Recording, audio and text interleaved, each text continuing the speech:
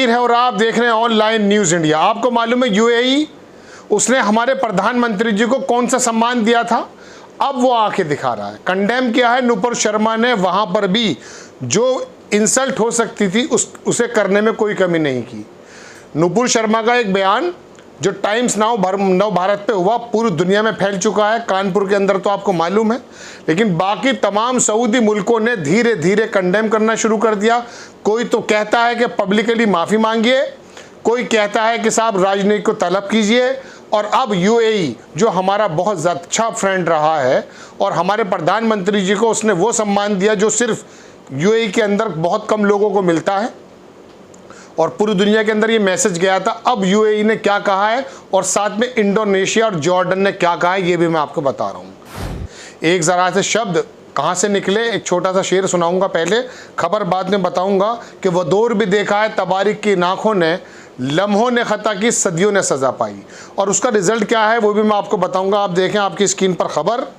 सबसे पहले गीता मोहन इन्होंने ट्वीट किया, UAE condemns statements insulting prophet in India, the ministry underscored the need to respect religious symbol and not violate them as well as confront hate speech and violence. ये उन्होंने डाला है UAE का, साथ में जो कंडेम किया है, स्क्रीन में आपकी लगाता हूँ आपकी स्क्रीन पर ये इसका ट्वीट। और यूएई ने के साथ साथ और क्या है वो देखें, वहाँ की राजकुमारी भी हैं हैंड एफ क्यू, ये बेसिकली काफ़ी ज़्यादा चर्चा में रहती हैं, यूएई की राजकुमारी हैं। इन्होंने भी एक चीज़ ट्वीट की है, उसके अंदर तस्वीर जो है सऊदी मुल्क की भी है, यानी कि जो सलमान के वफ़ादार हैं वो भी हैं और पुतिन भी हैं। मैं इसके बारे में पुष्टि नहीं करूंगा, लेकिन इन्होंने लगाया और साथ में लिखा कि insult to the prophet Muhammad are violation of religious freedom and violation of the sacred feelings of people who profess Islam. नीचे लिखा इन्होंने, Russian president Vladimir Putin said during his annual press conference on Thursday.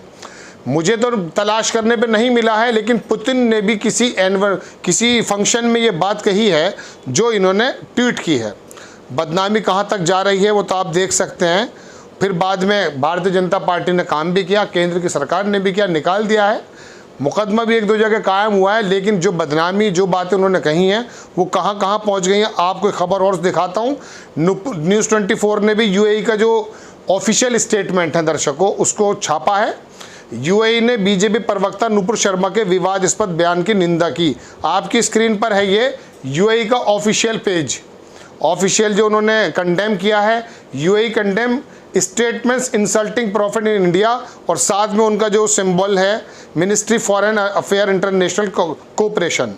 ये इनका official बयान है दर्शकों, से लंबा मैं पढ़ूंगा क्या। लिखता यह है कि यूनाइटेड अमीरात ने कंडेम किया है statement spokesman Indian Bharatiya Janata party का जो नुपुर शर्मा थी, अब है नहीं वो तो नहीं मालूम, लेकिन नुपुर शर्मा ने अपने ट्विटर पर अभी तक बीजेपी का सिंबल भी और बीजेपी का नाम भी लगा रखा है। ये बात अलग है, आपने निकाल दिया है। Expressing its denunciation the rejection of insult of the prophet Muhammad peace and blessing, मतलब पूरी बात वही घूम फिर कर आती है कि यूएई ने मना किया, यूएई ने कंडेम किया, और अब साथ में हुआ यूँ है दर्शकों कि जॉर्डन, उर्दन कहा जाता था पहले, कभी आपको मैं बता दूं, उन्होंने लिखा, नरेंद्र नाथ मिश्रा हैं, उन्होंने लिखा कि अब यूएई ने बीजेपी प्रवक्ताओं के बयान पर गहरी चिंता जताई है। धीरे धीरे क्या हो रहा है कि हमारे जितने सऊदी मुल्क हैं उनके अंदर ये दिक्कतें पैदा होती जा रही हैं। अब मैं थोड़ा सा पिछले एपिसोड में मैंने आपको बताया था, बताता हूं कि पैगंबर का बयान, अरब देशों के सुपरमार्केट में इंडियन प्रोडक्ट बैन, मालदीव में हंगामा, मुंबई पुलिस वो अलग चीज़ है, और बाकी तमाम जो मैं बता रहा हूँ इंडोनेशिया और जो है जॉर्डन ने भी इसमें आपत्ति दर्ज की है। दर्शकों बात यह है कि लगभग 76 लाख लोग भारत के सऊदी मुल्कों में काम करते हैं, और उनसे क्या आता होगा इस बात को तो अंदाज़ा आप करें।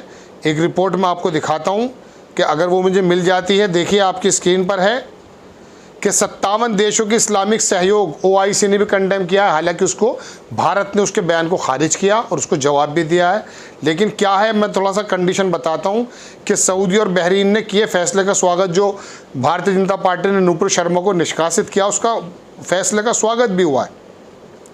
लेकिन अब ये देखिए खाड़ी देशों में 76 लाख भारतीय प्रवासी हैं।